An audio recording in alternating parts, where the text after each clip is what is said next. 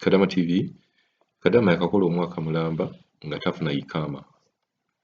Ensonga boosi we agamba nti yagira mu COVID n'atasobola mumufunira ikaama mu budde, naye erinnya bwe lyamulumye n'agenda mu ddwaliro, baali bagaanye omukkolako nga talina ikaama paka boosi we bwe yeegayiridde ne bamukolako, ne bamuwa empeke ez'okubeera nga zimujjanjaba erinnya eryo.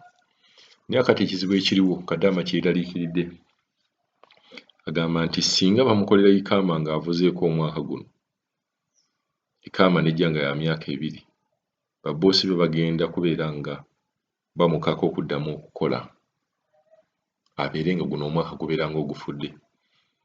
Kuba ye agamba nti kyamanyi ikaama eno kasita ogifuna oba olina okukola emyaka 2, kakitegeeza nti guno omwaka gw'aba akoze gubeera mufu, aba alina okubeera nga addamu okukola automatically. Asaba ku magezi agamba akoze atya, ate nga waliwo n'empiso gye baagala omukuba eya hepatitis B. Agamba empisa eno lwaki tebaagimukubirawo, amaze omwaka mulamba, ddala singa yali mulwadde bw'obwo obulwadde bwali badde tebubakwata. Kati asaba ku magezi agamba akoze atya, ensonga y'okubeera nga bamukuba empisa eyo akola atya, akkirize agaane. Ekyokubiri ikaama agifune oba tagifuna, lwa nsonga bw'agifuna emyaka 2 kitegeeza automatically alina okukola emyaka 2 emirala nga ate kugamba kibeera automatic. Yagamba nti mbadde sirina ikaama, omuginfunira nina okubeera nga mpuuba emyaka 2 emirala. Akoze atya, asaba ku magezi gammwe oba omuntu yali aguddeko ku buzibu ng'obwo asobole okubeera nga amuwa ku advice. Kadama TV wasize otya ssebo? Yeebale ssebo.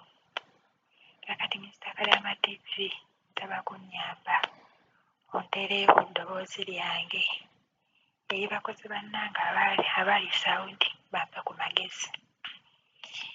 Mr. Kadama TV ndi wano Saudi Arabia, mu nnyumba mwendi mmazeemu omwaka, ndi ku mwaka gwa 2 ngutambuddeko omwezi gumu.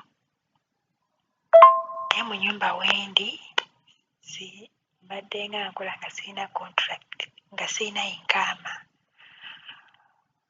Kati lunaku lumu erinnyo lyannuma, kuba lyantandika naakamala eno emyezi 3 n'etandika okunnuma. Kati mu guno omwezi ogwokubiri erinnyo libadde linnuma, nga linnuma nnyo nga terisirika, nga ne bwe mmira panado terisirika. Mr. Kadama TV ne ngamba abantu bano muntwale mu ddwaliro, banzitemu erinnyo. Kwe kuŋŋamba nti sirina ikaama, naye nga mbadde mpezezza omwaka nga ntandise mwaka gwa 2. Ne mbagamba bannaaye muntwale mu ddwaliro, ne baŋŋamba tolina ikaama tetusobola kukutwala mu ddwaliro. Mr. Kadama TV ne mbagamba oba temugenda kuntwala mu ddwaliro munzise ku woofiisi, oba si kyo muntwale mu ddwaliro.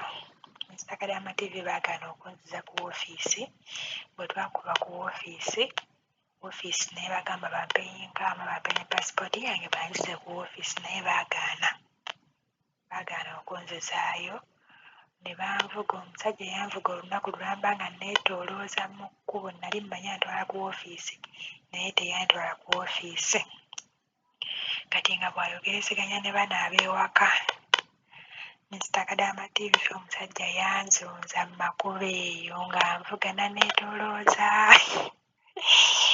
paka bwe yeevaamu n'antwala ku ddwaliro. Kati boosi wange ansasula, yansinga ne tusinkana ku ddwaliro ewamu. Kadama TV bwe twatuuka ku ddwaliro nga bambuuza tawakkala nga sigiina. Kati oyo boosi wange n'ayogera nabo ne tuyingira mu ddwaliro. Bwe twayingira mu ddwaliro ne batandika okunkolako, ne tugenda mu kasenge gye bakubulira erinnyo. Dokita bwe yatunula mu linnyo lyange n'aŋŋamba tayinza kunkuula linnyo okuba nina bacteria infection, erinnyo lirimu ekituli. Era yampa buwi makerenda ne baŋŋamba nkijengamire okumala wiiki emu. Wiiki emu eyo namira amakerenda, tebanzizaayo mu ddwaliro. Kati tuli mu wiiki ya 3 tebanzizangayo mu ddwaliro. Naye Mr. Kadama TV wenjagalira, bakozi bannange bannyambe mu nnyumba wendi sirina yinkaama. Ate nga mpulira bagamba nti nno omuntu we bakolera yinkaama we batandikira okubala konturakiti yo. Kati eggulo ku Saturday baŋŋambye mbu tugende mu ddwaliro bankuba empiso ya hepatitis mbu bankolere ku bya yinkaama. Ne mbabuuza singa saamala kulwala linnyo babuuza yinkaama nga mwali musirise nga temulina kye muŋŋamba nti sirina yinkaama. Nange eggulo nagaanye nabagambye sirina gye ndaga era ne mbagamba nze empiso ya hepatitis baaginkuba e Uganda. Baŋŋamba mbu tolina evidence mbu nno bakkuba empiso ya hepatitis. Bwe babeera baaginkuba mu mbawa evidence. Naye bwe mba sirina evidence nina okugenda bankuba empiso ya hepatitis. Amativi nsabira abawuliriza bannyambe bampe ku magezi.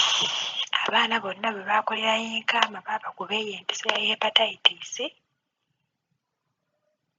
kubanga baŋŋamba tugende bakkuba empiso ya hepatitis tulyoke tukolere yinkaama. Nabagambye kirabika yinkaama teyeetaagisa kubanga ebbanga lye mmaze wano singa mwankolera dda yinkaama ndi mu mwaka gwa 2. Yinkaama ebeera ya myaka 2.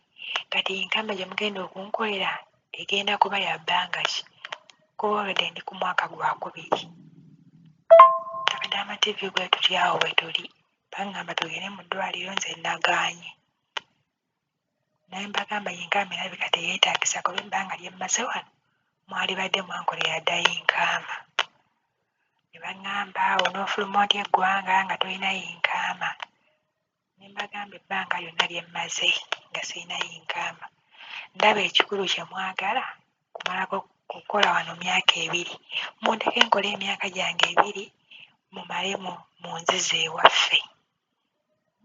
Bagamba mbu tosobola fuluma ggwanga nga tolina yinkaama.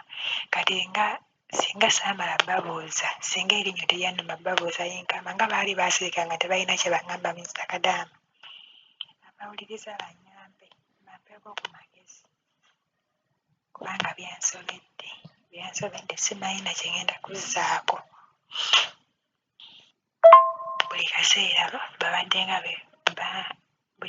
babadde bawoza mbwanti wagiramu ebiseera bya covid. Ne mbabuuza ne mbagamba najja n'abaana twali abaana 6 naye bannange bonna baafuna dda covid baafuna dda yinkaama baaziggyawa. Mwaŋŋamba mbu abagaba yinkaama baggalawo kubanga tuli mu biseera bya covid. Kati covid yaweddewo ndaba era tukyali mu biseera bya covid. Nze mbadde Mr. Kadaama TV ŋŋaanye batuuka okunkubira ku air ticket be balimanya bye boogera Mr. Kadaama TV. Baganda bange bannyambe bampe ku magezi kinannyamba oba tekinnyamba. Nzikirize ngende mu ddwaliro bankolere yinkaama kuba kali ndi ku mwaka gwa 2. Ndi mu mwaka gwa 2 ntambuza mwezi gwa 2 ku mwaka ogwokubiri. Bwekityo Mr. Kadaama TV bwe kiri bambi.